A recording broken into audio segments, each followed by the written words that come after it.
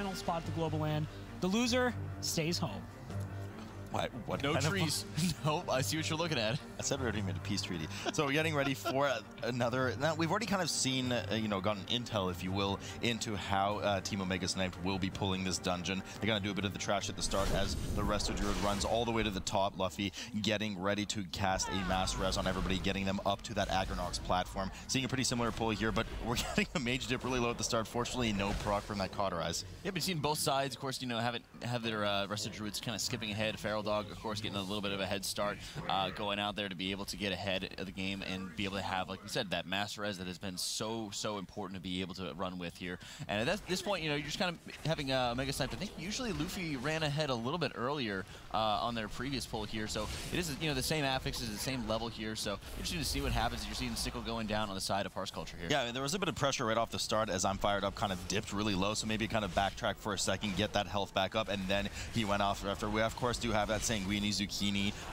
affix along with the Grievous, so a bit of extra damage, and still the same care needs to be taken towards the mobs in order to kite them out of these zones on the ground, making sure they don't get healed. Snickle back down to 2%, luckily manages to heal up. They don't have the healer available, and that Grievous is really becoming a problem right now. That's what I was mentioning, the bit of extra damage. As soon as you dip below 90% HP, you will start to stack up that Grievous, going up to 5 stacks. That is just, I mean, a nightmare here without the healer. It definitely is, and while you have some kind of self-healing going on, you know, the Health Stones or just the Warlock being able to have access to it, you know, if there is any other kind of damage that's hitting after you, it can be so annoying to really deal with here.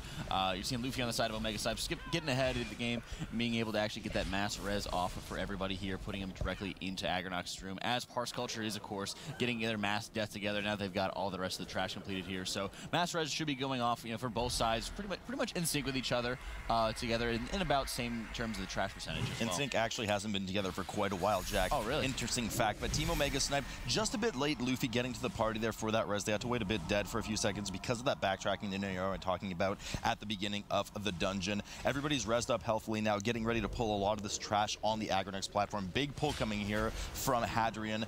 He opts to not pull that kind of far flower pack, but we have seen teams pull those flowers with Agranox at the same time. So similar pulls coming in from the teams here, making sure to get interrupts on that caster, especially for the rejuvenations. Important to note, Parse Culture is using their Bloodlust here. Omega Sniped has opted not to, as we were talking about here. So it might just be like you mentioned, you know, having Lust off the pull, being able to pull those extra flower packs in with the boss, popping Lust, being able to get them shut down very quickly here. You are, you know, of course, carrying over their Bloodlust the last couple seconds here into those last couple mobs, but I really would have liked to see them actually have a little bit more use out of it, because it does look like they are going to have maybe a little bit of bleed over, you know, maybe 5 or 6 seconds wasted here, whereas Omega Sniped's getting full duration up and available and pulling it into the trash over here. Yeah, and I mean, Team Omega Sniped ended up killing the trash just as fast without the Bloodlust too. Agranox has now been pulled for Team Omega Sniped on the right side of the screen, trying to move the boss a bit closer towards that fountain area, making sure they're filtering these lashers that do fixate players in as quickly as possible. If those lashers do reach the players, they explode for a devastating amount of damage. Definitely want to keep those away. You see them going through that 70% slow on the D&D,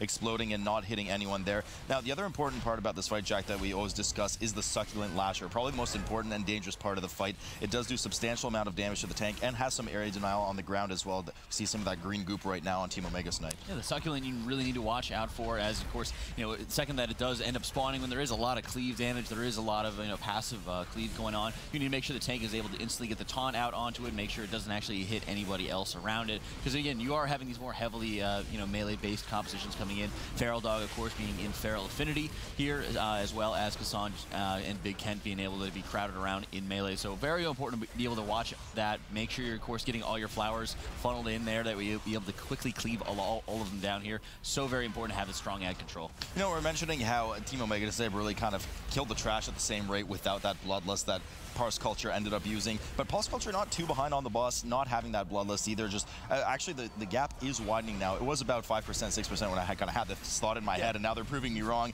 as they start to skyrocket ahead. Team Omega Sniped with almost a 20% lead over Parse Culture, looking to chop Agranox down and get started towards the trash leading to Thrashbite. A lot of dangerous trash there, but we've seen them doing so flawlessly, and we know they like to do that huge pull, everything except for Gazerax in that room, so we'll have to keep an eye on what they do in another 7%.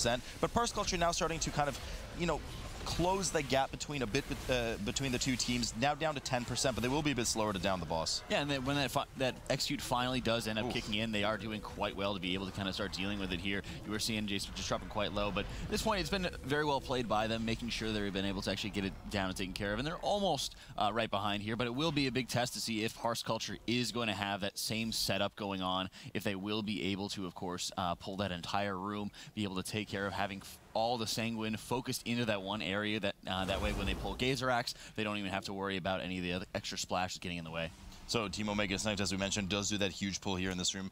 Likely will follow suit to what we saw in the previous, or 2 series ago rather, when they did everything in the room. They do have already aggroed everything. Everything's coming around the corner. Line of sight, well done by them. And now they have to make sure that they kill everything equally to make to see that there's no extra Sanguine healing on these mobs. That's the most dangerous part, especially because there's a lot of casters here. And we see the good punt coming up. I was just going to say there's a lot of force cast too that you can't interrupt. And Parse Culture here following Sloot and following, of course, that Omega Sniped strategy, just pulling everything in all together. They do well to kind of put everything underneath the stairs here, make sure they're kind of getting it all out of the way. There is, of course, the Purgatory proc by Jason as he does put all those mobs on top of each other. He took a ton of damage there from, of course, all the fell blast coming out from those imps. So very good job being able to recover from that. He has tons of RP to be able to actually have pooled up here to be able to kind of drag all those mobs away, and also having a clear route so you're not having to walk through the Sanguine to get up the stairs. Did you say they're following Sloot?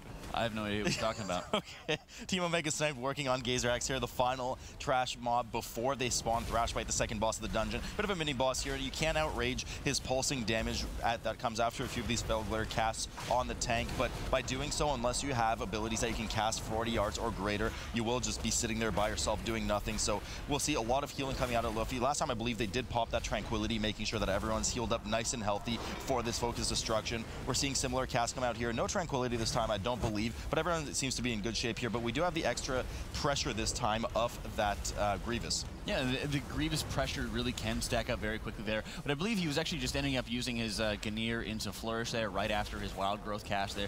You just kind of be able to capitalize and bring all the health pools back up on top.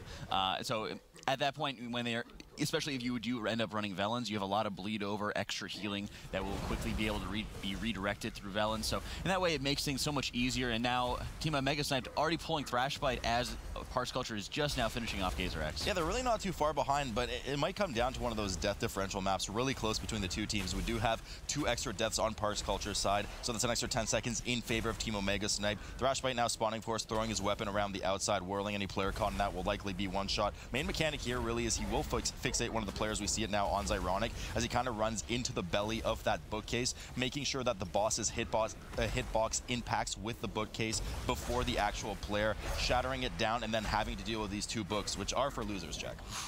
You and Thrashbite together, hating knowledge, but you're seeing a very good ad control there. When you do smash that bookcase, there is going to be 2 books popping out. They'll have a variety of casting and slow. There's be some mind controls, but very good asphyxiate, followed up by, of course, the quick interrupts to make sure they're shutting those ads down. They're not going to be having, the threat like we've seen in the past of the slow right as Thrashbite ends up smashing the ground there. So at this point, they are really well set up, just moving out of this last slam coming out here, and they will be able to pull off, like we were saying, like we were watching in the past, that big pull, getting all of those imps and scavengers in together before they escape to the portal. Thrashbite does go down, and they're going to turn another page and go on to the next chapter of this dungeon as they get ready for this big pull that you were alluding to, Jack. Going to see a lot of slows coming up here, the AoE grip right away, and likely we will see the Ring of Peace that will kind of get the initial funnel between all the mobs. D&D does go down for that 70% slow, up for 10 seconds. But once again, they want to make sure not to get any hard CC on them when they're low HP. They don't want to get that Sanguini healing going on the mobs. The mobs are slowed, and they just absolutely get obliterated and melt, but they are starting to run through some of that Sanguine. Nonetheless, well done by them, and we do know from the previous series that they were in on this dungeon, they will be skipping these Enforcers at the start along with the Orbcaster and just getting started on Nalasha after killing, I believe, a couple of spiders on the side to get to that 94-95%. I believe last time they did end up killing both sides of spiders there before they did go off.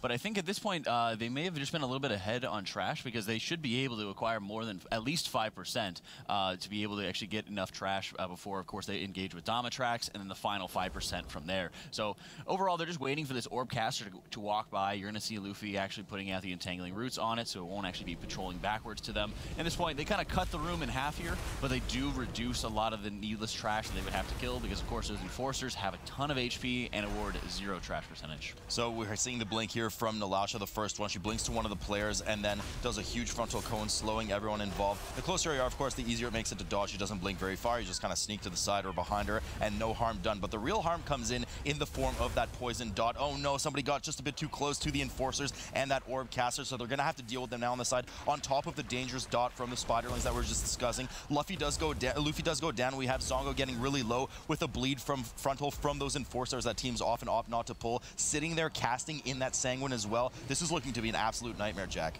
It definitely is. You're seeing Zongo there just need to be able to get those bleeds off of him as rapidly as possible. Hadrian doing an excellent job being able to actually clear out, pick up all those mobs very quickly here. Very good awareness to be able to dodge that orb caster as they are going out here. We'd like to see, a little bit more help from Zongo to be able to continuously clear off a lot of the stacks, because Hadrian, with all of these extra spiders going down, because it has taken so much longer to be able to kill them, is going to need quite a bit of support. You're seeing Fired Up, of course, cauterizing and using his Ice Block to make sure that he's able to remove his own poison that's coming out here. And at this point, they really need to make sure they're stabilizing Hadrian. He hasn't actually procced his Purgatory yet, but you're seeing Zongo going down, taking a quick hit there. They have one battle res left available to them. Whether or not they want to use it or not, it will be their last one for quite a while. Yeah, I don't think they do. The pack's almost dead. Nalasha does go down. The enforcers can be cut around in circles. Not too dangerous if they're not connecting in that melee range right now, as the tank kind of starts to kite away. But they do need to hang on to res Zongo. Those spiderlings still continuing to stack a lot of poison on that blood DK. Just do so much damage, stacking up to 5. Trying to get those dispels out every 8 seconds as quick as possible. Zongo, as you said, was lending some support in the form of those dispels, but of course he's dead now, has eventually released, and they will be moving up. Yeah, at this point, they're not really, at this point they're still ahead, but like you mentioned, they are equal in terms of deaths, and we've seen, with how clean both these teams have been playing in general, it really is paying off for them when they're able to actually, have these cleaner pulls and have the stronger execution here. But at this point, when Omega Sniped ends up pulling everything and they did use their invisibility potions, it might be a little bit of a disadvantage if they're not having that second pot going into Domitrax and Mephisroth. Yeah, it could be a problem. We are moving now into the third boss room, and fourth boss room, Domitrax. The name of the game here is you want to, well, it's actually World of Warcraft, but aside from that, you do want to pull the boss over to the front half of the room, as he will spawn the first 2 portals there at 90% HP. From these spawn some imps that aren't too dangerous, but do need to be kept in check. They melee quite hard, and their cast itself is about 45 melee HP. So you're going to see Zyronic likely banish one of them, proccing that Cephas if he's wearing it, and the other DPS nuking down the first portal keeper. Now, if the gate or the portal keepers are left alive too long, they will spawn kind of one of those fell fiends that does a ton of pulsing damage to the group. Want to make sure you're killing those right away. The teams also have to kind of pay some attention to that chaotic energy, Jack, that we talk about, making sure that they go to the middle of the room before that 100 energy hits. Always important to be able to get into the Aegis of Agrimar there when the chaotic energy starts going off. Whenever you're in the Aegis, you deal less damage, healing, and of course you take quite a bit less damage. So whenever you're seeing any, the heal cast going off, like the wild growth right after that, the chaotic energy hits the entire group. Always very important to make sure you're standing out of the Aegis of Agrimar before it actually lands. That way you're not going to be facing that healing reduction. Yeah, so we do see teams often, as we're seeing here, the DPS is kind of chilling at the top of the screen. You're seeing for Omega Snipe. You want to kind of force the next chaotic energy before the 50% mark, because that's when he summons his next 2 set of portals with, of course, the Shivar as well. These are more dangerous, and I shiver at the thought of them getting into the group and nuking them all, because they do have an AoE Shadow Whirlwind that will punt players out of the area. So the last thing you want is one of them sneaking in to that Aegis right before the chaotic energy hits, punting everyone out and wiping the group. So they do well there to wait. And now they're going to pop some CDs. We do see the Bloodlust come up for the players, not the Mage, of course, in this case, which is why you still see a CD on your screen to get as much damage as they can and make sure they get rid of the portals and, as a result, the Mistresses before the next chaotic energy. Yeah, they do very well to, only have one of the Shivaras up. The other one is, of course, going to be, a Zyronic's banished target for that constant Sephuz proc there. They do very well, and I love being able to have, like, the Bloodlust here. It does make things so much easier on the entire party when you're able to actually just burn those down so rapidly here. So many less targets to actually deal with. They don't gain crazy amounts of extra damage from cleave at this point for a single target, a little bit with maybe the Warlock there. But at this point, they just want to be able to focus as hard as possible onto that single target damage, where on the side of Parse Culture, 38% left on Domitrax, they opt to actually hold on to their lust.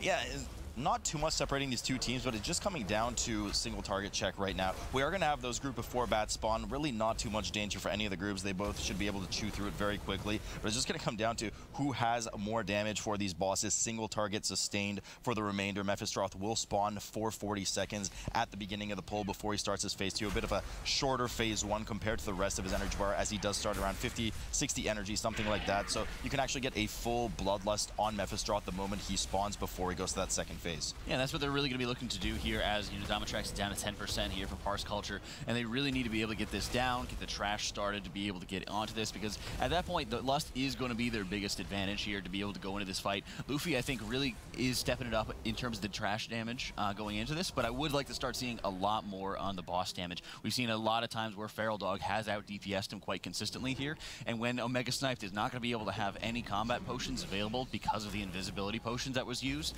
they really need to be able to pump out as much damage as possible here. And you know what? I mean, Feral Dog will be needing to keep up that damage too if they have any hopes of catching Team Omega Sniped right now. But we do begin here on Mephistroth, the final boss of the dungeon for Team Omega Sniped. We do have that 40 seconds at the beginning here, of course, dealing with those fissures on the side. Players want to drop those off. Make sure you get out of the big green circles, as it will deal a substantially larger amount of damage compared to just the pulse on the group, which is already pretty high to begin with. Players making sure to spread out, not to splash any of the shadow damage either that we just saw their pulse on the screen right now. And of course, there is that Carrion Swarm on the tank. Not too much damage standing in the kind of goop on the ground that the Swarm leaves, but the Swarm frontal itself does deal a fair bit of damage. With the frontal, you do have to watch out for. A lot of times, if you're not going to see too much, garbage on the ground, it will be because, the frontal is very well planted into the walls there that you have to deal with. At this point, you are playing soccer, you are dodging, or you are, blocking any of the goals that could be going out there. Lust goes out for Parse Culture as they're engaging with Mephistroth, but they did have one death. They got the quick battle res out, get them up very quickly here. And this is, like you said, they're able to have that full Bloodlust duration. They need to be able to pump out as much damage as possible to be able to catch up here. You're seeing Feral Dog doing what he can to be able to contribute in terms of damage here. But at this point, they really need to be able to catch up, because leaving the first intermission here, Omega Sniped, about 55% HP. Yeah, I mean, the rest of this is just, they're not going to have another transition phase at this level and level of gear that they have. Mephistroth at 55% right now entering the phase, whilst we have Parse Culture entering their transition phase at 55%. So definitely more damage done in favor of Parse Culture at the start there with respect to that Bloodlust, but they do have to go through this entire phase that has a set duration. And of course, should they fail on one of those balls, hit Illidan in the phase, it will extend the duration of this transition phase by about 4 or 5 seconds. But I'm sure they've practiced a lot and will not allow that to happen. But they're going to need a phenomenal amount of damage coming out of this phase, especially because we're about to have Bloodlust come up for the Mage, which is just a little extra boost for Team Omega Sniped. Yeah, they have that little bit of extra advantage going into it, while Parse Culture does have to take quite a bit of time to be able to go through this phase. So 30% left on Mephistroth for Omega Sniped. Parse Culture at 51%. The only one death differential favoring, of course, Omega Sniped here. So at this point, Omega Snipes just need to be able to burn this boss as rapidly as they possibly can. Try to make sure that they're not going to be getting into, one more transition phase, because that really would be the opening for Parse Culture to kind of pull ahead here. They should be all right. I mean, the phase 1 just has so much. It takes so much time to go to phase 2 once you have a 0 energy bar in Mephistroth, and indeed they do down it. And Omega Snipe takes that first game convincingly, just an equal performance to what we saw in that previous series 2 series ago. Early advantage going to Omega Snipe. Now, I do want to go ahead and just jump right to, they had a little bit of trouble when they got to the spiders there. Certainly there were some hiccups, and it could have been more costly, but I really like how they stabilized there. They made sure that the losses were minimal. They didn't panic as the rogue died, and looking really, really good there. Sorry, Windwalker. Yeah. I'm so used to seeing Zongo on the rogue, of course, but he is on his Windwalker here for some of these higher level keys. And really, the MVP kind of has to go out to Hadrian for doing such an excellent job being able to quickly stabilize the position that Omega Sniped was in, being able to actually get everybody in together there. It was actually really played. Yeah, Omega Sniped, when we saw them in the upper bracket initially, they were had nothing Salute. Go enjoy your quiet alone time with Jack. Oh, hi, Salute. Oh, hi, Jack. Fancy meeting you here yet again. You know what I wanted to say in that segment, but Rob was just taking so long to spurt out his words. So he robbed it from you? Yes, he did rob it from me, indeed. Is that we've seen a huge variance in performance of the lower Karas across, especially this region, this weekend.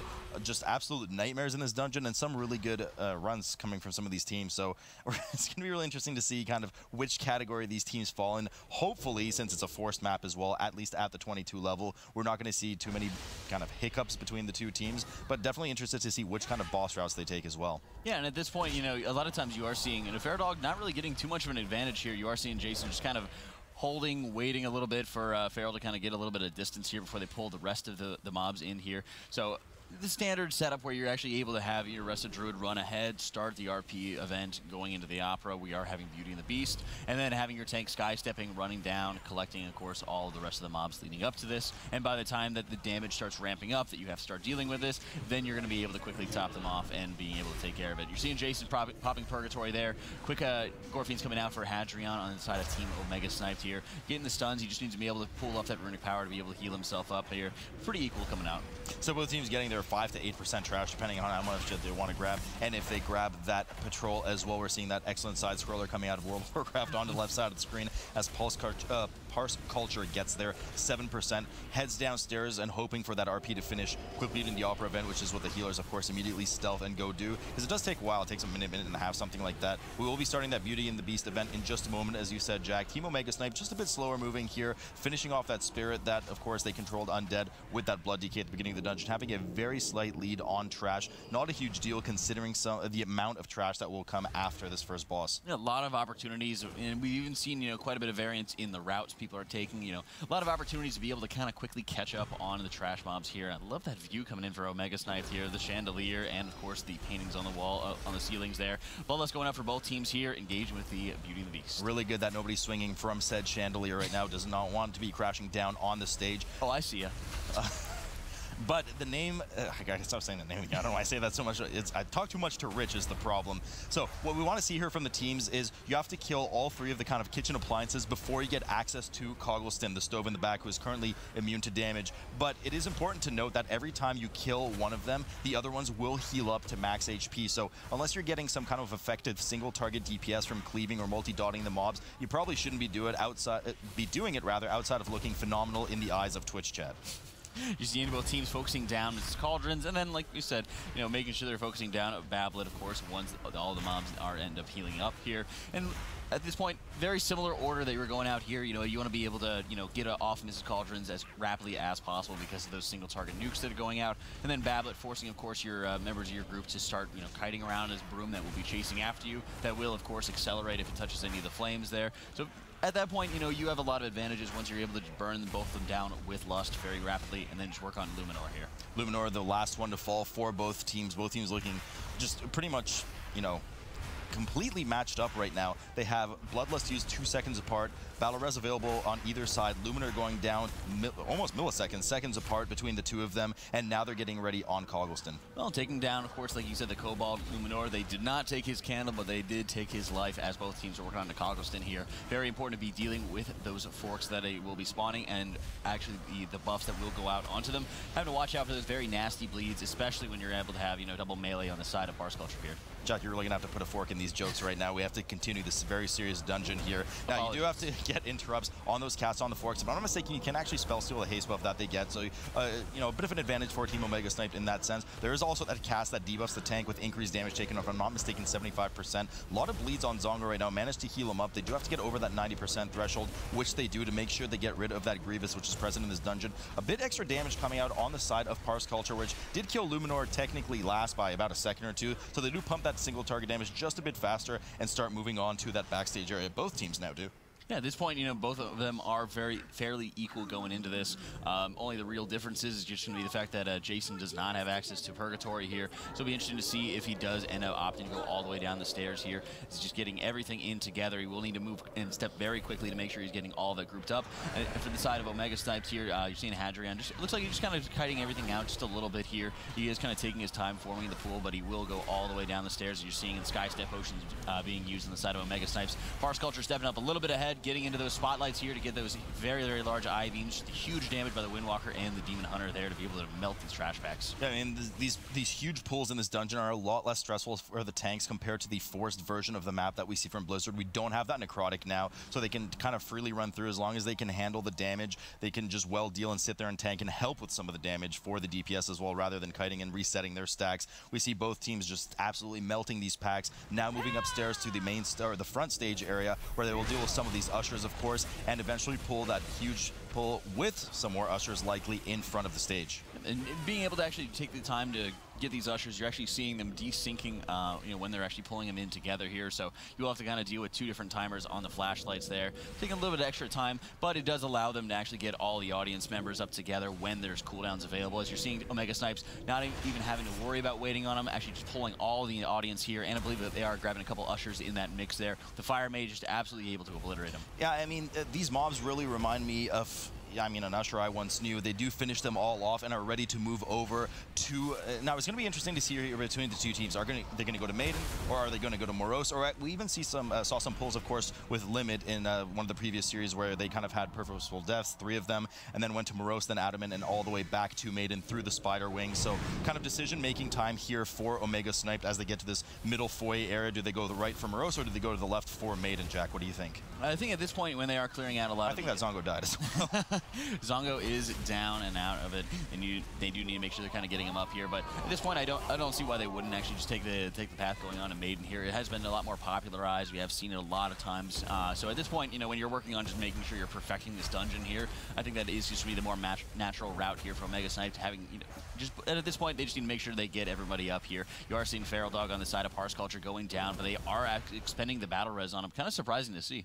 Yeah, they probably could have survived without it, but they do want to make sure. I believe there's still some ushers in their pack. Yeah, we do see those flashlights go off, so that is quite a bit of damage on the groups, especially in this fortified setting, regardless of the fact that they turn their backs. I mean, it's still going to nuke you for a fair bit of damage. Wanted to make sure, just play it really safe, as you said. No extra deaths on the board, but they don't have that battle res available for about 3 minutes now. Both teams will, of course, in 3 minutes get an extra charge of battle res. Team Omega Snipe still has theirs available to them, doing the huge pull down the hall, along with Maiden that we've seen some teams do, and just making sure that they get all the proper CC, some Blood Elf Science as well on these mobs, as they get some really effective and efficient cleave onto Maiden from this trash. Yeah, at this point, this isn't too surprising considering they actually have the Fire Mage, with them. So I really do like being able to have these larger pulls because he's just able to obliterate so many of these mobs. The extra cleave damage, the trash density here has been so favorable to them. Interesting to see if Parse Culture will follow suit here, being able to actually pull right up to it, which they have done in the past here. You are seeing them taking it up there, and again, as Hadrian did last time on those 22s, pulling it up to the pillar, allowing the line of sight here, and then you are, of course, engaging with it. So very even pulls here coming out of both teams. Absolutely very even pulls on either side right now.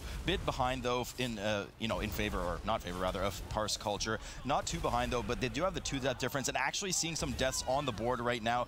A 3rd death on the tank, and it looks like it's going to be a full wipe from this, so they just can't handle the immensity of the pull that Team Omega Sniped just masterfully did on the right side of the screen. They're unfortunately going to have to release, unless they got the pylon down in the corner, which I believe they did, so they will be able to res up and pull the boss here, but all that trash that they lost there, they will have to backtrack and grab either with the boss or after the boss dies. Maiden of Virtue now hitting 48% for Team Omega Sniped on the right side of the screen, and she's now getting ready to do her first Mass Repentance shield combo on the group. I believe they haven't done it yet, right? Sorry.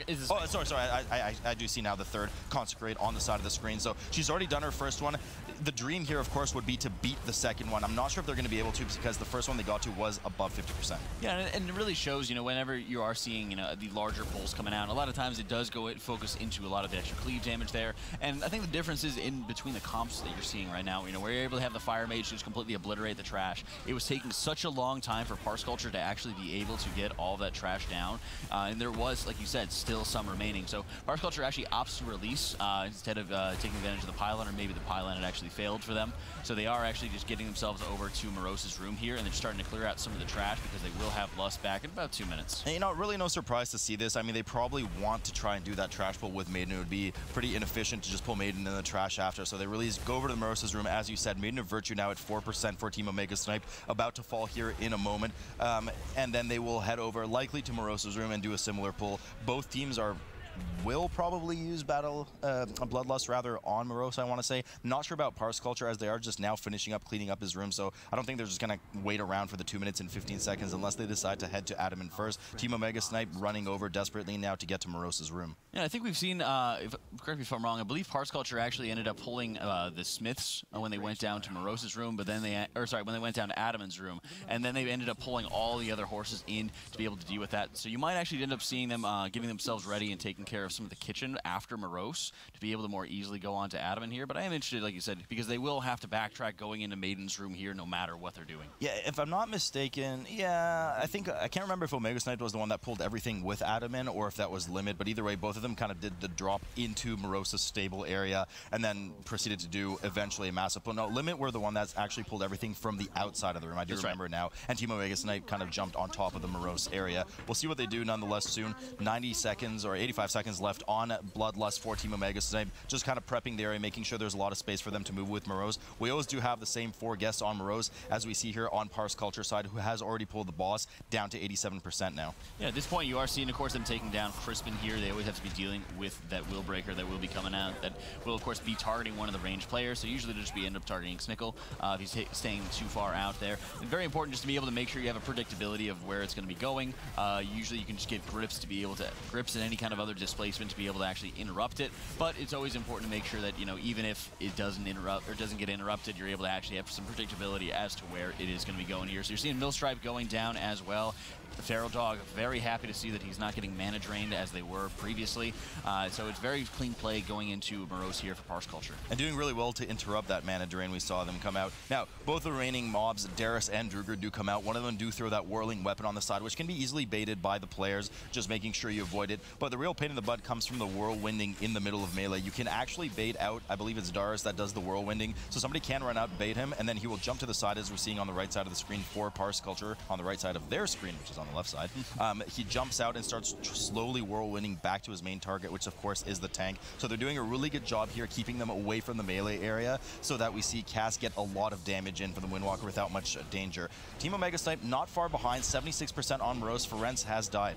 Yeah, at this point, you know, the Feral Dog is dropping so low here, as I believe he's taking his second Garrote stack, as everybody in the group has actually been applied Garrote here, and they don't have any other ways to actually get it removed here. Not yet, it's just Snickle. Oh, it's actually on Snickle, okay. So you are seeing, of course, just the huge damage there, but they're also getting really backed into a corner here. 10% left onto it. It's a great target that it is going out onto Snickle there. That way they'll be able to actually continuously be draining life, getting a lot of extra healing help there. Feral Dog doing great to displace their Beast away, and very strong focus here by Feral Dog to make sure everyone's staying topped off. It can be such a pain on Grievous to be able to deal with it, but that's also where cultivation is coming in handy, really, and germination as well. When you're able to get those constant hots ticking in, especially when people are dropping to around 60% cultivation going out. Morose now at 38% for Team Omega Snipe. They will be ignoring the remaining 2 mobs, as we often see teams do, just making sure they deal well with their mechanics once again as well, baiting them away from the melee area so that there's not too much pressure on Zongo. Luffy having a bit of a tough time catching up.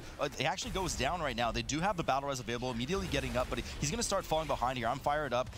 Ice blocking, fortunately, pretty low. Gets rid of his 5 stack of the Grievous and the Garrote stack as well. And Jack, I mean, the damage just starts to get pretty out of hand because the Garrote starts to spiral out of control into those Grievous stacks. Yeah, and it actually puts even more pain onto Luffy when he does come back. He no longer has his Grievous stack, so immediately Morose is going to go back and focus him. So as he's trying to stabilize the entire situation, he's going to be interrupted, of course, by the Garrote stun going out there. So great move there by I'm Fired Up, just to be able to get into the ice block, give Luffy a little bit more breathing room for him. It's just such a huge boon for the healers when you're able to do that. Yeah, certainly a good play by them. Team Omega Snipe will now be heading through the kitchen area as we see a similar kind of strategy from Parse Culture. They do go through the kitchen area and jump down in the stables right next to midnight. And I think they're just going to pull everything. It's really minutes to midnight here. Omega Snipe moving through the kitchen area as well, pulling some of these mobs. They will AoE them on the other side and then also jump down into that Adamant area. The big difference here being that Parse Culture hasn't killed Maiden yet. Yeah, you're seeing him just falling out, boy, of there, getting into the stables. You're seeing Parse Culture popping Lust, being able to grab everything in together from the stables here. And of course, you always have to be watching out for these burning brands, just dealing so much damage to everybody. So phenomenal positioning right here, keeping all the brands away from all the targets here as they are burning down midnight and getting Adamant procced here. So it's also a dangerous pull that they're pulling off right now. Yeah, I mean, a lot of damage coming in. They're handling it very well. Extra support from that consumption with all those targets coming in. So huge amounts of leech benefiting from the DK. Similar pull coming here from Team Omega Sniped on the right side of the screen, pulling everything and popping that Bloodlust, doing well to handle it as well. Immediate Dispel comes out on that kind of apparition, that ghost that Adam and debuffs a player with, doing really well to control everything, and I mean, it just melts. Look at the damage up from the Fire Mage right now, hitting at 70 mil mark. Everything just melts, and now they're easily on Midnight, have already spawned Adam and getting off his high horse, getting ready to DPS him down. We do have a death, unfortunately, over on the side of Parse Culture, though. Yeah, you're seeing he's just getting so fired up here, being able to eliminate all these mobs when he does have Bloodlust up here. And Omega Sniped really playing so powerful here. And you are seeing Big Kent going down and unable to actually be battle resed. And this was really the pull that Parse Culture was really raring to do last time they were in this instance, but unfortunately were forced to really Bloodlust on Morose last time when they were on that 22 there because of the mana drain, just taking Feral Dog down. So even when they are getting kind of the pull that they really wanted here, it's just they're kind of getting chopped off at the knees when they're not able to actually get that extra battle res out onto Big Kent. And that also kind of goes to when we were seeing the Ushers upstairs actually killing Feral Dog there, and they actually had to expend the battle res there. That might have been one of the areas that could have been really setting them behind. I mean, the thing with Parse Culture is this was probably really their trap card, and they played it face down. It didn't work out so well for them. They were probably planning on this huge pull that they overall executed pretty well, but guess what? Team Omega Sniped is used to this pull. They've done it time and time again, and they executed it perfectly, just that much better than Parse Culture. Not to mention, of course, they didn't have the hiccup over on Maiden either. They do get Adam off of Midnight one more time, start DPSing him down. I believe he has to get to 20 or 30%. Once he hits that threshold, he will not remount Midnight, even if it heals to 100%. At that point, they will just have to finish off Midnight, and they'll be taking the series. Yeah, at this point, knocking Adamant off his high horse there, 20% left onto the boss, being able to actually get into that execute range, be able to take him down very swiftly there. Then, of course, like you said, they will have to deal with just Midnight alone, and at that point, it really will just be a straight burn. It's looking so strong here for Omega Sniped with only 2 deaths. Yeah, really good performance by them. Midnight now getting that buff, of course, where she deals, but also takes 100% increased damage. Should have absolutely no problem burning her down. They are 2% behind on trash. I'm sure it's not too much of a concern for them. They will just easily head upstairs and just pick up as many mobs as they can, trying to kill one as quickly as possible. Parse Culture here, even once they kill Midnight, will not only have 8% trash left. As the healer goes down, Feral Dog does go down, they will not only have to kill some trash, but they still have to go back to Maiden, too. Yeah, it really shows, you know, as Omega Sniped is trying to get that last 2% in terms of trash, that just when these things are, you know, when you mess up your strategy or when you are having those key wipes, the crucial moments in Lower Karazhan, it really can set you back such a far way. And even as Omega Sniped is going to take, you know, probably about an extra minute to be able to actually run all the way up the stairs, find one mob that they're going to be able to neutralize here, it just won't be enough time for Parse Culture to be able to kind of get back into this as Omega Sniped is taking it with a swift 2-0. I mean, just such a good performance, Mr. Rob. Team Omega Sniped kind of starting to put together this whole rule breaker run where their opponent picks a map and they just win it. They did it with Limit, and now they've done it with Parse Culture. Parse Culture, unfortunately,